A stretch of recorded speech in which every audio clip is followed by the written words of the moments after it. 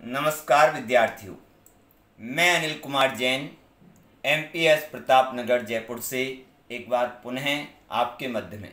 विद्यार्थियों, हम पिछले वीडियो के माध्यम से कक्षा 10वीं के पाठ्यक्रम में जो टॉपिक्स हैं, प्रकरण हैं, उनमें से कई टॉपिक्स और प्रकरण को समझ चुके हैं।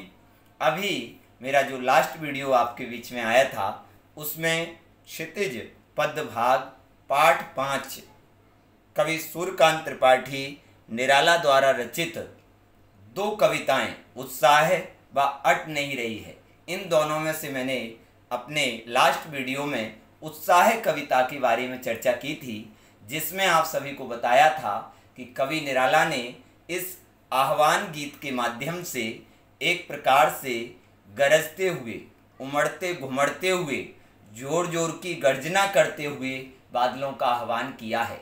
कवि समाज में परिवर्तन लाना चाहता है। कवि समाज में जो बुराइयां हैं, जो अंधविश्वास हैं, जो शत्रु के अत्याचार हैं, उन्हें कहीं ना कहीं एक योद्धा के माध्यम से, एक क्रांतिकारी व्यक्ति के माध्यम से उन सब बुराइयों को समाप्त करके, उन अत्याचारों को समाप्त करके समाज में एक नव परिवर्तन, एक नव बदलाव लाना चाहता है। इस संपूर्ण कविता को विद्यार्थियों हमने इसका सारांश, इसका अर्थ, इसके काव्य बिंदु, महत्वपूर्ण शब्दों के अर्थ, सांकेतिक बिंदु, महत्वपूर्ण प्रश्नोत्तर और इतना ही नहीं, सीबीएसई जो एमसीक्यू पद्धति को ला रहा है और सर्कुलर भी इस पर जारी कर दिया है सीबीएसई ने, तो उसके अंतर्गत मैंने लगभग 20 से 22 ऐसे प्रश्न जिनके उत्तर एक शब्द में निकल रहे थे, उन प्रश्नों का भी आपको अभ्यास कराया था। विद्यार्थियों, आज हमारे सामने कवि सूर्यकांत त्रिपाठी निराला द्वारा रचित दूसरी कविता अट नहीं रही है। विद्यार्थियों, मैं आपको संकेत कर दूं कि सबसे पहले अट का अर्थ क्या है। अट मतलब समाना, अट मतलब समाना। इस कविता में कवि सूर्यकांत त्रिपाठी निराला ने फागुन महीने और वसंत ऋतु के सौंदर्य को बताया है। याद रखिए, फागुन महीने और वसंत ऋतु के सौंदर्य का चित्रण किया है। कई विद्यार्थी पढ़ते नहीं हैं और इसमें वर्षा ऋतु लिख देते हैं कहीं कोई। याद रखिए, आप यहाँ पर इस कविता में कवि ने फागुन महीने और वसंत ऋतु के सौंदर्य का वर्णन किया है कि क्या नहीं समा रही है, कि फागुन महीने की जो सुंदरता है, फागुन महीने का जो भव्य सौंदर्य है, वह समा नहीं पा रहा है। चलिए विद्यार्थियों, हम कविता की ओर बढ़ें। वैसे कवि परिचय मैं पिछले वीडियो में आपको दे चुका हूं, लेकिन फिर भी एक बार जो विद्यार्थी अचानक इस वीडियो को सुने और उन्हें भी कवि के बारे में जानकारी मिले, तो यहाँ पर मैं 1 मिनट में कवि परिचय का भी संकेत कर देता हूँ। देखिए, सूर्यकांत त्रिपाठी निराला हिंदी साहित्य के छायावादी युग के एक प्रकार से सुप्रसिद्ध कवियों में आते हैं। विद्यार्थियों, 4 जो आधार स्तंभ माने गए हैं छायावाद के, उनमें जयशंकर प्रसाद, महादेवी वर्मा, सुमित्रानंदन पंत और सूर्यकांत त्रिपाठी निराला का नाम आता है। विद्यार्थियों, आपका जन्म 1899 पश्चिम बंगाल के महिषादल में हुआ था। निधन सन 1961 में हुआ। आपने स्वाध्याय से संस्कृत, बांग्ला व अंग्रेजी भाषाओं का ज्ञान अर्जित किया। विवेकानंद व उनके गुरु परमहंस की विचारधारा से आप प्रभावित थे। पारिवारिक जीवन दुखों से व विविध संकटों से भरा रहा, लेकिन अपने आप को हिंदी भाषा व साहित्य की सेवा से अलग नहीं कर सके और कवि सूर्यकांत त्रिपाठी निराला ने एक से एक अनेक प्रकार की संस्कृत निष्ठ तत्सम शब्दावली से युक्त रचनाएं हिंदी साहित्य को दी हैं। छायावाद के आधार स्तंभों में से एक और मुक्त छंद के जनक कवि निराला से पहले मुक्त छंद में कविता लिखना मतलब अपराध माना जाता था, लेकिन कवि निराला ने साहित्यिक मंचों पर साहित्यकारों के बीच में अपनी बात को बहुत ही दृढ़ता के साथ, संकल्प के साथ रखा और बाद में संपूर्ण साहित्य जगत को मुक्त छंद की बात को स्वीकार करना पड़ा। आज वर्तमान में आप देख रहे होंगे अनेक फेसबुक ग्रुप बने हुए हैं और वहाँ पर अनेक प्रकार की साहित्यिक रचनाएं हो रही हैं और जितनी भी अधिकतर कविताएं हो रही हैं, अधिकतर कविताएं वो मुक्त छंद की कविताएं लिखी जा रही हैं। विद्यार्थियों याद रखिए कि राम की शक्ति पूजा व सरोज स्मृति कविताएं निराला की पहचान है। निराला की पहचान सरोज स्मृति कविता तो उनकी पुत्री का जो अचानक निधन हो गया था और उस निधन पर उनके मन में जो दुख उपजा था, जो पीड़ा उपजी थी, उस पीड़ा को कहीं ना कहीं उस कविता के माध्यम से उन्होंने चित्रित किया है। विद्यार्थियों, कवि निराला के द्वारा रचित अनामिका, परिमल, नए पत्ते व गीत का निराला की महत्वपूर्ण रचनाएं हैं। दार्शनिकता, विद्रोह, क्रांति चेतना, प्रेम की तरलता तथा प्रकृति का विराट रूप आपके साहित्य में देखने को मिलता है। साहित्यिक स्तर पर भी आपको अनेक प्रकार की चुनौतियों का सामना करना पड़ा, लेकिन फिर भी आपने हार नहीं मानी और आप आगे बढ़ते रहे। चलिए आगे चलते हैं हम।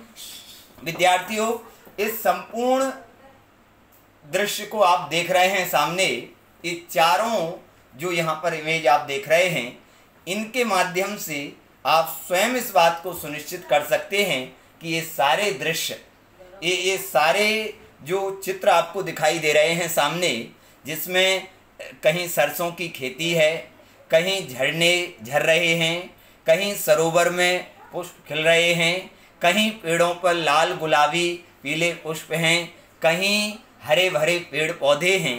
ये संपूर्ण वातावरण जो दिखाई दे रहा है वह कहीं ना कहीं बसंत ऋतु की ओर संकेत करता है, कहीं ना कहीं बसंत ऋतु को बताता है। सो विद्यार्थियों, चलिए इस कविता में इसी बसंत ऋतु का वर्णन है।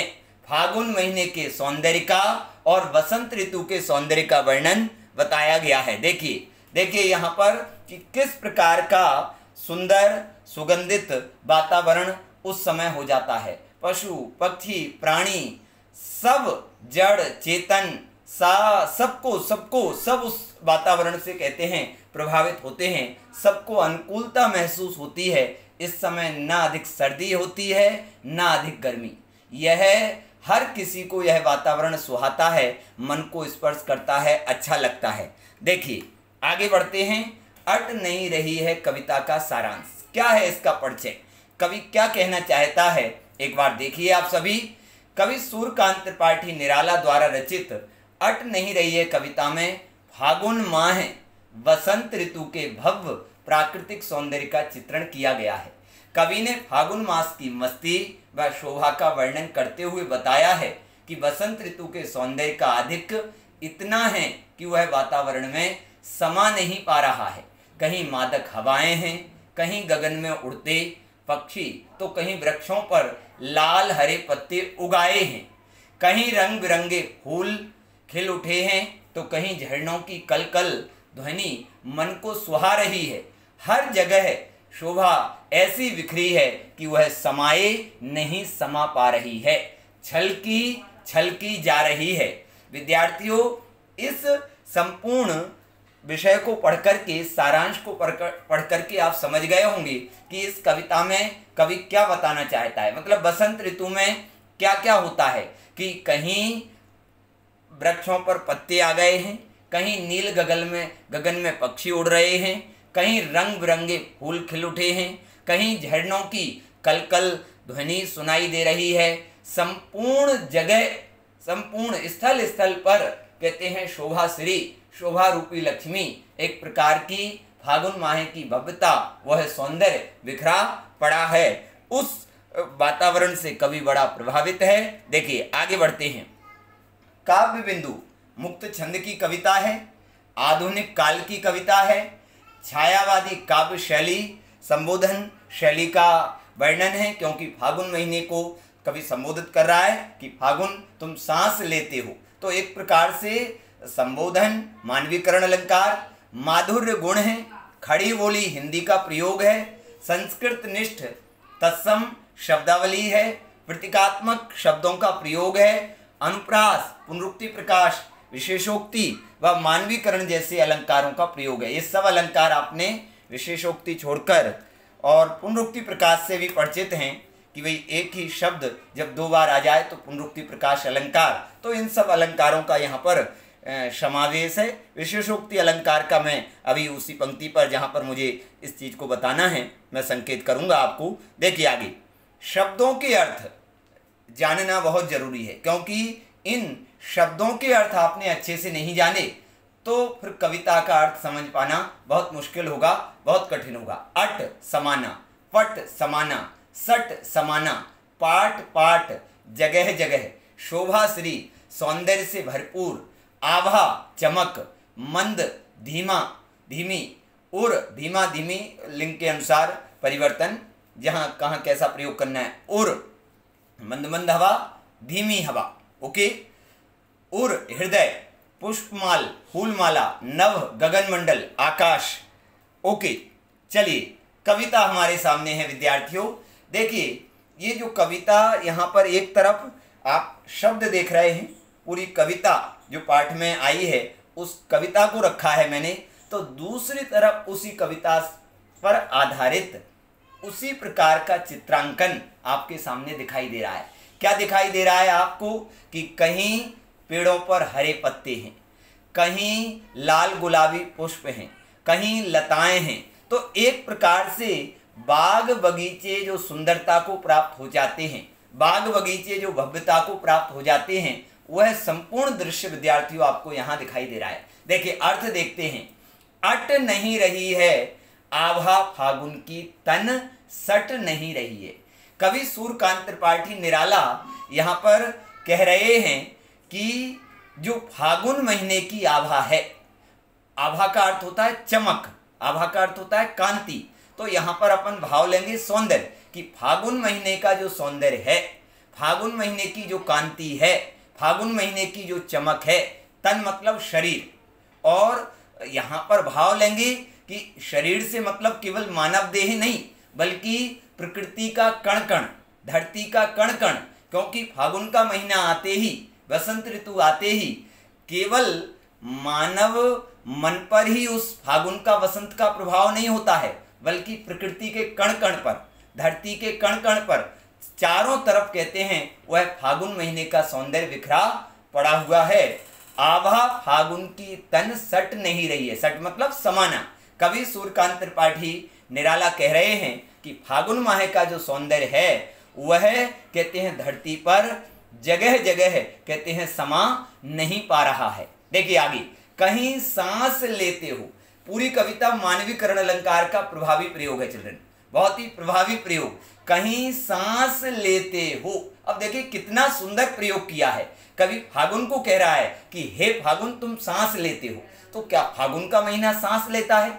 कवि का कहने का तात्पर्य है कि जब फागुन के महीने में मंद मंद समीर चलती है, मंद मंद शीतल हवा प्रवाहित होती है, तो कहीं सांस लेते हो कि हे फागुन तुम्हारे आते ही, हे फागुन तुम्हारे लगते ही, कहते हैं जब वसंत कालीन मंद मंद समीर चलती है तो घर घर भर देते हो। अब घर घर पुनरुक्ति प्रकाश अलंकार और अनुप्रास अलंकार की भी छटा है, घर घर भर देते हो। घर घर भरने से तात्पर्य कि मानव मन भी प्रसन्नता को प्राप्त हो जाता है, मानव हृदय भी आनंद को प्राप्त हो जाता है उस मंद समीर को पाकर के, उस शीतल बयार को पाकर के। तो दूसरी तरफ प्रकृति के कहते हैं जो जीव जंतु प्राणी सारा संपूर्ण कहते हैं धरती जगत जो है वह आनंद प्रसन्नता को प्राप्त। कहीं सांस लेते हो घर घर भर देते हो कि हे फागुन तुम्हारे लगते ही जब वसंत कालीन मंद मंद समीर प्रवाहित होती है, शीतल हवा चलती है, तो पशु पक्षी प्राणी सब सारा धरती, सारी धरती, सारी पृथ्वी आनंद और प्रसन्नता को प्राप्त हो जाती है।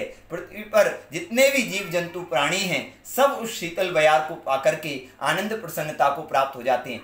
उड़ने को नभ में तुम पर पर कर देते हो, पर पर पुनरुक्ति प्रकाश अलंकार, अनुप्रास अलंकार। उड़ने को नभ में, नभ मतलब गगन मंडल, और क्या है उस शीतल बयार से कहते हैं प्रभावित होकर के अपने मन को प्रसन्न करके जो पक्षी हैं मानो वो पंख फड़फड़ाते हुए कहते हैं दूर गगन में, नील गगन में उड़ने के लिए उत्सुक होते हैं। तो दूसरा भाव यह भी है कि उस बसंतकालीन, उस फागुन महीने के उस वातावरण का मानव मन पर भी ऐसा अचूक कहते हैं प्रभाव होता है। इस प्रकार का प्रभाव वह वातावरण डालता है कि मानव मन भी उत्सुकता से भर उठता है। पर कर देते हो मतलब केवल पक्षियों के पक्ष में नहीं, वहाँ उस पक्ष में एक अलग अर्थ है कि नील गगन में उड़ने को उत्सुक होते हैं। तो मानव के पक्ष में कि मानव मन भी इस प्रकार के वातावरण से प्रभावित होकर, उत्सुक होकर क्रियाशील चेतना ऊर्जा को प्राप्त हो जाता है। और भी देखिए, आंख हटाता हूं तो हट नहीं रही है। विशेषोक्ति अलंकार का प्रयोग है यहाँ पर चिल्ड्रन। आंख हटाता हूं तो हट नहीं रही है कि जहां विशेषोक्ति अलंकार कहाँ होता है कि जहां कारण होते हुए भी कार्य ना हो। कभी अपने आप को अलग तो करना चाहता है, कभी का मन तो है कि मैं अलग हो जाऊं, लेकिन फिर भी कहते हैं फागुन के सौंदर्य का जो आधिक्य है, बसंत ऋतु के सौंदर्य का जो आधिक्य है, वह कवि को अलग नहीं होने दे रहा है। आंख हटाता हूं तो हट नहीं रही है। कहते हैं कवि कह रहा है कि मैं उस वातावरण की सुंदरता से अपने नेत्रों को अलग करने का प्रयास करता हूं, अपनी आंखों को अलग करने का प्रयास करता हूं, लेकिन मेरी वे आंखें कहते हैं वहां से अलग होने को तैयार ही नहीं होती हैं। मेरा वहां से मन अलग ही नहीं होता है। पत्तों से लदी डाल, कहीं हरी कहीं लाल। और देखिए, आप ये पंक्तियां जो बोल रही हैं वो चित्र में भी देख रहे होंगे विद्यार्थियों। पंक्तियां जो कह रही हैं वो चित्र में भी दिखाई दे रहा होगा। पत्तों से लदी डाल, कहीं हरी कहीं लाल। कवि सूर्यकांत त्रिपाठी निराला कह रहे हैं कि चारों तरफ बसंत ऋतु आते ही, फागुन का महीना आते ही पत्तों से कहते हैं डालें लद गई हैं। जो पत्तों की कहते हैं पत्तों से जो वृक्षों की डालें हैं वो पत्तों से लदी हुई हैं। कहीं हरे, जहाँ पत्ते पूर्ण रूप से विकास को प्राप्त हो गए वहाँ हरा रूप दिखाई दे रहा है, तो कहीं पत्ते अभी अल्प विकसित अवस्था को प्राप्त हैं तो वहां पत्तों पर लालिमा दिखाई दे रही है। कहीं पड़ी है उर में, उर मतलब हृदय। अब यहां पर भी मानवीकरण अलंकार का सुंदर प्रयोग कि कहीं पड़ी है उर में मंद गंध पुष्पमाल, कि वृक्षों को कवि ने एक प्रकार से पुरुष का रूप दे दिया कि वृक्षों के गले में कहते हैं जो लताएं हैं वो उन लताओं के ऊपर कहते हैं अनेक प्रकार के पुष्प लगे हुए हैं और उन पुष्पों से मंद मंद गंध आ रही है, धीमी धीमी गंध आ रही है। ऐसी मंद मंद गंध से युक्त कहते हैं पुष्प मालाएं कहते हैं जो वृक्षों पर पड़ी हुई हैं वो ऐसी लग रही हैं मानो किसी पुरुष के गले में मालाएं पड़ी हों, पुष्प मालाएं पड़ी हों। पाट पाट शोभा श्री पट नहीं रही है। कवि सूर्यकांत त्रिपाठी निराला कह रहे हैं, क्या कह रहे हैं विद्यार्थियों? पाट पाट मतलब जगह जगह, शोभा श्री मतलब शोभा रूपी लक्ष्मी। ओके, एक प्रकार की भव्यता, एक प्रकार का सौंदर्य कहते हैं पट नहीं रही है। कहते हैं जो फागुन महीने का सौंदर्य है, जो बसंतकालीन भव्यता है, वह कहते हैं धरती पर, वह धरा पर जगह जगह कहते हैं समा नहीं पा रही है। तो इस प्रकार से अपन ने अर्थ किया। आगे बढ़ते हैं, देखिए एक बार पढ़ लेते हैं। कवि निराला फागुन मास की मादकता का वर्णन करते हुए कहते हैं कि फागुन मास की मोहकता इतनी अधिक है कि समा नहीं पा रही है। वह बाहर छलक छलक पड़ती है। फागुन की कांति का अधिक इतना है कि लोगों के चेहरे पर खुशी छलक छलक पड़ती है। फागुन को संबोधित करते हुए कवि कहता है, हे फागुन, कहीं सुगंधित हवा का झोंका उठता है तो लगता है तुम खुलकर सांस ले रहे हो। तुम्हारी सुंदरता मानो प्रत्येक घर में लहलहा उठती है। और भी बाग बगीचों में सुंदर सुंदर फूल खिल उठे हैं जिससे उनके सौंदर्य में अभिवृद्धि हो गई है। हे फागुन, तुम वातावरण में ऐसी मादकता भर देते हो कि पक्षी आकाश में पंख फड़फड़ाते हुए उड़ने को आतुर हो उठते हैं। लोग भी उत्साह से तरंगित हो उठते हैं। कवि फागुन को कहता है कि तुम इतने सुंदर हो कि तुम्हें निरंतर देखते रहने का मन करता है। मैं तुम्हारे सौंदर्य से अपने नेत्र, अपने लोचन, अपनी आंखें अलग नहीं कर पा रहा हूं। देखिए, कहीं वृक्षों पर लाल हरे पत्ते उगाए हैं। अब देखिए वातावरण की भव्यता। कहीं रंग बिरंगे फूल खिल उठे हैं तो कहीं झरनों की कलकल ध्वनि मन को सुहा रही है। कहीं वृक्षों के गले में मंद मंद सुगंध वाली फूल माला दिखाई दे रही है। हर जगह शोभा ऐसी बिखरी है कि वह समा नहीं पा रही है। देखिए आगे देखिए, ये मैंने कुछ सांकेतिक बिंदु इसके आधार से पूरा पाठ, पूरी कविता स्कैन हो जाती है। देखिए एक बार देखते हैं। अट नहीं रही है का आशय समा नहीं पाना। फागुन माह के सौंदर्य की अधिकता इतनी है कि बाहर छलक पड़ रही है, वह धरती पर, धरा पर, पृथ्वी पर समा नहीं पा रही है। सांस लेना अपनी शोभा को खुलकर प्रकट करने का परिचायक है। एक प्रकार से फागुन का महीना, फागुन के महीने में चलती हुई सुगंधित हवाएं इस बात की प्रतीक हैं कि मानो फागुन का महीना सांस ले रहा है। उसका जो सौंदर्य है उन हवाओं के माध्यम से चारों तरफ कहते हैं व्यापकता को प्राप्त हो रहा है। घर घर भर देते हो का आशय है लोगों का मन आनंद व उमंग से भर जाता है। फागुन पक्षियों के उड़ने के साथ साथ लोगों को भी कुछ कर गुजरने हेतु प्रेरित करता है, उत्साहित करता है, चेतनावान बनाता है, ऊर्जा से भर देता है। कवि की आंख फागुन की सुंदरता से नहीं हट रही है, क्योंकि फागुन में खिले रंग बिरंगे फूल, हरियाली और आकाश की स्वच्छता उसे मोहित कर रही है। फागुन मास में प्रकृति सुहावनी हो उठी है। चारों ओर मादक हवाएं चल रही हैं। पक्षी आकाश में पंख फड़फड़ाकर उड़ रहे हैं। वृक्षों पर पत्ते लद गए हैं, कहीं हरे तो कहीं लाल पत्ते उगाए हैं। चारों ओर मंद मंद सुगंध वाले फूल खिल उठे हैं। जगह जगह पर शोभा बिखरी पड़ी है। विद्यार्थियों, यहाँ अंत में और थोड़े से काव्य बिंदु हैं, इन्हें देखिए। पाठ पाठ शोभाश्री पट नहीं रही है, इस पंक्ति का आशय है कि सब जगह सुंदरता इस तरह फैली पड़ी है, रंग बिरंगे फूल पत्ते इस तरह छा गए हैं कि वह मानो फागुन के तन में समा नहीं पा रही है, इसलिए वह बरबस बाहर प्रकट हो रही है। प्रकृति की व्यापकता का वर्णन हर जगह छलकता हुआ दिखाया गया है, घर घर में व्याप्त दिखाया है, मादक हवाओं के रूप में चित्रित किया है, खुशी उमंग शोभा व फूलों की परिपूर्णता के रूप में दिखाया है, पक्षियों की उड़ान व लोगों के मन की उमंग के रूप में दिखाया गया है। विद्यार्थियों, मैं यहाँ पर संकेत कर दूं एक महत्वपूर्ण क्वेश्चन कि फागुन महीने में ऐसा क्या होता है जो बाकी की ऋतुओं में नहीं होता। वसंत ऋतु में ऐसा क्या होता है जो शेष अन्य ऋतुओं में। तो निश्चित रूप से विद्यार्थियों, वर्षा ऋतु में अधिक वर्षा रहती है, व्यक्ति घर में ही रहना चाहता है। सर्दी में अधिक सर्दी होती है, उस समय भी व्यक्ति कपड़े तन पर धारण करके और घर में रहना चाहता है। गर्मी में अधिक गर्मी रहती है, सो व्यक्ति कूलर पंखा एसी के बीच में रहना चाहता है।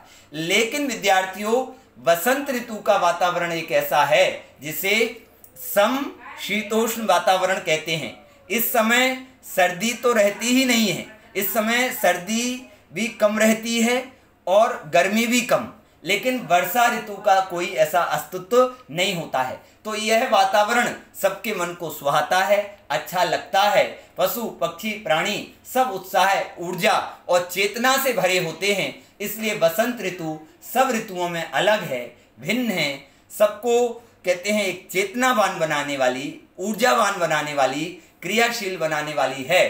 तो इस प्रकार से विद्यार्थियों, हमने इस अट नहीं रही कविता की बात की। ये मैंने 20-25 आपको कुछ क्वेश्चन यहाँ पर दिए हैं। आप सभी इनका जो CBSE कह रहा है 1 वर्ड आंसर MCQ, तो आप सभी इस कविता को सुनकर, इस वीडियो को, इस भाव को समझकर, पढ़कर इन प्रश्नों के उत्तर निकालें विद्यार्थियों। तो आज हम अपनी बात यहीं पर पूरी करते हैं। अगले वीडियो में फिर अगले टॉपिक के साथ में मिलेंगे। आप सभी मेरे द्वारा बनाए हुए वीडियो को लाइक करिए, शेयर करिए, और कोई बात है तो आप मुझे 9887261591 पर कॉल कर सकते हैं। बेहिचक रूप से, कोई किसी प्रकार का संकोच न करें, आप मेरे से कॉल करके मेरे नंबर पर आप पूछ सकते हैं। धन्यवाद विद्यार्थियों, नमस्कार विद्यार्थियों, फिर मिलेंगे अगले वीडियो में। आज के लिए इतना ही। आप लोग पढ़ते रहिए, मेहनत करते रहिए और अपनी उन्नति को सुनिश्चित करिए विद्यार्थियों। नमस्कार।